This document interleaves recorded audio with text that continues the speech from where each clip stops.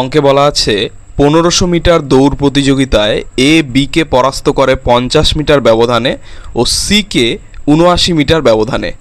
যদি 1000 মিটার দৌড় প্রতিযোগিতায় ধরে নেওয়া হয় পূর্বের প্রতিযোগিতায় দৌড়ের হার বর্তমান হারের সমান, তবে বি সিকে পরাস্ত করবে কত মিটার ব্যবধানে। তাহলে দেখো, এ বলা আছে 1500 মিটার প্রতিযোগিতায় এবং বি বলা আছে কি এ বিকে পরাস্ত করে 50 মিটার ব্যবধানে। তাহলে বি কতটা দৌড়াবে? 1450 মিটার। আর সি কত দৌড়াবে?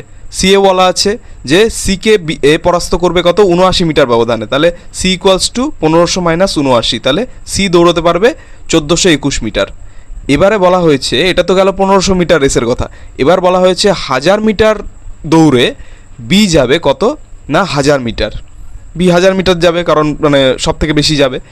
এইবার 1000 মিটার দৌড়ে সি কতটা যাবে? দেখো, সি যাবে উপরে 1421, নিচে 1450, মানে আগের হিসাবে আর কি, যে 1450-এর মধ্যেও কত গেছিলো? 1421 গেছিলো 1500 মিটার প্রতিযোগিতায়।